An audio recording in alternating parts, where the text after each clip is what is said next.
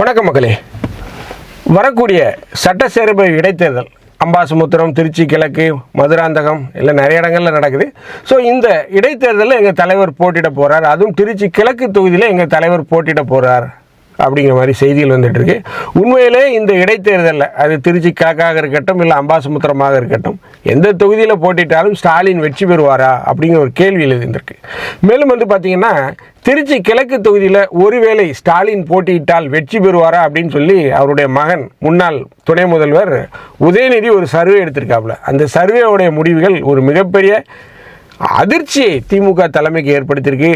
மேலும் பார்த்திங்கன்னா ஸ்டாலின் ஒரு உண்மையான தலைவரா, அவர் திமுகவை வழிநடத்த ஒரு சரியான தலைமைத்துவ பண்பு பெற்ற ஒரு தலைவரா, அவரால் கட்சியை இந்த மாதிரி கடினமான காலங்கள் அதிகாரம் இல்லாமல் ஊழல் வழக்குகளை எதிர்கொள்ளக்கூடிய காலத்தில் கட்சியை வழிநடத்தக்கூடிய ஒரு சரியான தலைமைத்துவ பண்பு உடையவரா அப்படிங்கிற ஒரு கேள்வியை கட்சி தொண்டர்கள் மத்தியிலையும் இரண்டாம் கட்ட மூன்றாம் கட்ட தலைவர்கள் மத்தியிலுமே ஏற்படுத்தியிருக்கு. ஏனென்றால் நம்ம பல முறை சொல்லியிருக்கோம், ஸ்டாலின் முதல்வராக இருக்கும்போது சரியான எதிர்க்கட்சி இல்லை, எதிர்க்கட்சிகள் பல துண்டுகளாக உடைந்திருந்தது. சசிகலாமா ஒரு பக்கம் இருந்தாங்க, டிடிவி தினகரன் ஒரு பக்கம் இருந்தாங்க, ஓபிஎஸ் ஒரு பக்கம் இருந்தாங்க. ஸோ ஒரு சக்தி வாய்ந்த எதிர்க்கட்சி இல்லாமல் இருந்தது. ஆனால் என்னைக்கு தாவேக்கா அப்படிங்கிற ஒரு மாபெரும் கட்சி உள்ளே வரும்போது ஒரு மிகப்பெரிய சர்வே வந்த முதல் தேர்தலில் தூக்கிட்டார் விஜய். திமுக ஆட்சி அதிகாரத்திலிருந்து அகற்றி விட்டார். ஸோ இப்பேற்பட்ட ஒரு கடினமான காலத்தை திமுக எதிர்கொண்டிருக்கும் போது திமுகவை வழி நடத்தணும், பக்குவமாக வழி நடத்தணும், இரண்டாம் கட்ட மூன்றாம் கட்ட தலைவர்களை காப்பாற்றணும். இந்த வேலைகள்லாம் இருக்குது. இதெல்லாம் அவர் செய்ய முடியுமா? இல்லை ஒரு அடுத்த எடப்பாடியா ஸ்டாலின்? அதிமுகவை எப்படி எடப்பாடி தொடர்ச்சியாக தோல்வி பாதைக்கு அழைத்து கொண்டிருக்கிறார், ஸோ அதே போல் ஸ்டாலினால் இனிமேல் கட்சி தோல்வி தான் அடையுமா? விஜயை எதிர்த்து ஸ்டாலினால் இனிமேல் அரசியல் செய்ய முடியுமா அப்படிங்கிற ஒரு கேள்வி எழுந்திருக்கு. ஸோ அதை பற்றி தான் நம்ம இந்த நிகழ்ச்சியில் பார்க்க போகிறோம். நான் உங்கள் ஜோசப். வாங்க நம்ம இப்போ நிகழ்ச்சிக்குள்ளே போகலாம்.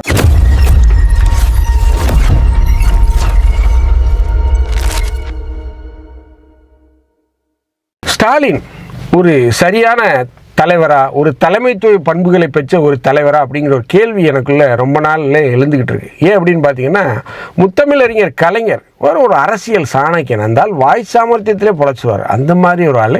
அவர் ரொம்ப அழகாக கட்டி காத்து உருவாக்கிய ஒரு பேர் இயக்கம் தான் அண்ணாதுரை உருவாக்கிய ஒரு இயக்கமாக இருந்தாலும் மிகப்பெரிய அளவில் வளர்த்தெடுத்ததுன்னு பார்த்தீங்கன்னா கலைஞர் அவர்கள். அவருடைய வாய் சாமர்த்தியம் அப்படின்னு தான் சொல்லுவேன். அவர் உருவாக்கிய கோட்டையில் மிக எளிதாக அமர்ந்து விட்டார் அண்ணன் ஸ்டாலின் அவர்கள். பட் அதே கோட்டையில் இனிமேல் உதயநிதியால் உட்கார முடியுமா அப்படின்னு பார்த்தீங்கன்னா சந்தேகம் தான். ஏற்கனவே நம்ம வீடியோ போட்டிருந்தோம், திமுகவுடைய கடைசி முதல்வர் ஸ்டாலின் அப்படின்னு போட்டிருந்தோம். என்னடா இந்த ஒரு பேச்சை நீ பேசுறீங்க அப்படின்னு உங்களுக்கு கேள்வி வரும். ஆமாங்க, ஒரு திமுகவுடைய ஒரு கடைசி முதல்வராகத்தான் ஸ்டாலின் இருப்பார் அப்படிங்கிறத நான் சொல்கிறேன். எப்படி எம்ஜிஆர் இருக்கின்ற வரைக்கும் திமுகவால் ஆட்சி அமைக்க முடியவில்லையோ அதே போல் விஜய் இருப்பது வரைக்கும் இனிமேல் திமுகவால் தமிழகத்தில் ஆட்சி அமைக்க முடியாது. ஏனென்றால் திமுகவுடைய ஒவ்வொரு ஊழல்களையும் விஜய் அவர்கள், தமிழக முதல்வர் மாண்புமிகு திரு சி ஜோசப் விஜய் அவர்கள் மக்கள் மத்தியில் கொண்டு வர்றார், வெளிச்சம் போட்டு காட்டுறார். இன்னைக்கு செந்தில் பாலாஜி தலைமறைவு, அவருடைய சகோதரர் அசோக் பாலாஜி தலைமறைவு, அனிதா ராதாகிருஷ்ணன் கைது, அடுத்து பார்த்தீங்கன்னா ஏவா வேலு லண்டனில் சிங்கப்பூரில் போய் படுத்துட்டார். இப்படி எல்லாருமே ஒரு சிக்கலில் வர்றாங்க. ஒரு மிகப்பெரிய ஃபைலை உருவாக்குறாரு விஜய். ஊழல் அமைச்சர்கள்லாம் தோண்டி எடுங்க, என்னென்ன பண்ணியிருக்காங்கன்னு பாருங்க அப்படிங்கிறாரு. மேலும் சட்டப்பேரவையிலே சொல்கிறாரு, மக்கள் பணத்தை நாங்கள் தொடவே மாட்டோம், நானும் தொட மாட்டோம், எங்களுடைய அமைச்சர்களும் தொட மாட்டார்கள், இதற்கு முன்பு தொட்டவர்களையும் விட மாட்டோம், தொட்டவனையும் விட மாட்டோம் அப்படிங்கிறார். ஸோ இதெல்லாம் ஒரு என்ன மாதிரியான ஒரு பேச்சு, ஒரு சினிமா பஞ்சு டைலாக்காக மாதிரி இருந்தாலும் பட் யோசிச்சு பாருங்கள், மக்கள் பணத்தை தொட்டவங்களை நாங்கள் விட மாட்டோம் அப்படிங்கிறாரு. அப்போ தொட்டவங்க யாருங்கிற லிஸ்ட் எடுக்க ஆரம்பிச்சாச்சு. இதுக்கு முன்பு இருந்தவங்க யார்? திமுக அதிமுக தான். எல்லாருமே நோண்ட போகிறாங்க. அதில் முதல்ல சிக்க போவது திமுக தான். ஸோ இப்படி ஒரு இக்கட்டான சூழ்நிலையில் வரப்போகுது. அதிகாரம் இல்லை, ஊழல் வழக்குகள் அப்படிங்கும்போது என்ன ஆக போகுது? கட்சியில் இருக்க எல்லாம் ஓடிடுவான். அதிமுகவில் இருந்த நிலைமை நாளைக்கு திமுகவுக்கு வரப்போகுது 6 மாதத்தில். ஏன் இதே செந்தில் பாலாஜி 100% சேர்க்க மாட்டாங்க. ஏன் ஓபிஎஸ் இப்போ பேசிகிட்டு இருக்கார், நம்ம ஏற்கனவே வீடியோ போட்டிருக்கோம், ஓபிஎஸ் பேசிகிட்டு இருக்கார். இப்படி ஒவ்வொருத்தராக உள்ளே வந்துட்டாங்க அப்படின்னா திமுகலையும் அதிமுகவுக்கு ஏற்பட்ட நிலைமை வரும். முக்கியஸ்தர்கள் செல்ல வாய்ப்பு இருக்குது.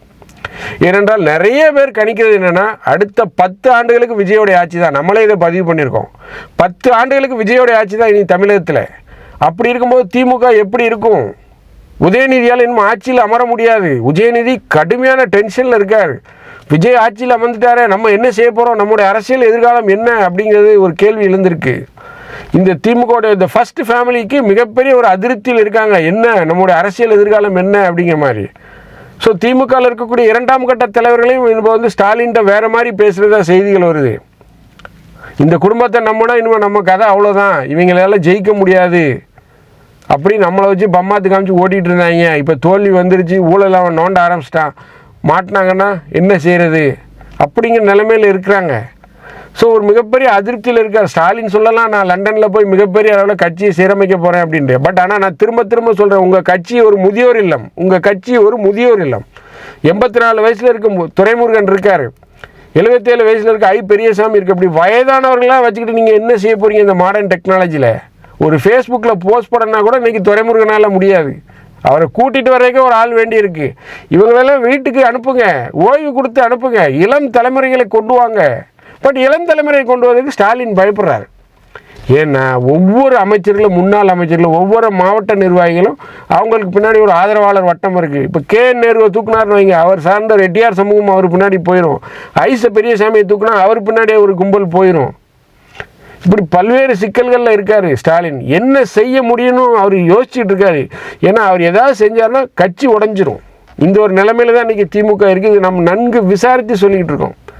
மிகப்பெரிய அளவில் திமுகவுக்கு எதிராக ஊழல் வழக்குகளை விஜய் போட போகிறார். மிகப்பெரிய தலைகள்லாம் சிக்க போகுது. மீண்டும் நான் சொல்கிறேன், சென்னையில் சேகர் பாபுவை குறிவைத்திருக்காங்க, மதுரையில் தென் மாவட்டத்தில் மூர்த்தியை குறி வச்சிருக்காங்க, செந்தில் பாலாஜி ஆல்ரெடி அப்ஸ்காண்டு, அவருடைய சகோதரர் அப்ஸ்காண்டு, KN நேரு ஏற்கனவே லஞ்ச ஒழிப்புத்துறை அவர் மீது வழக்கு தொடர்ந்து விட்டது.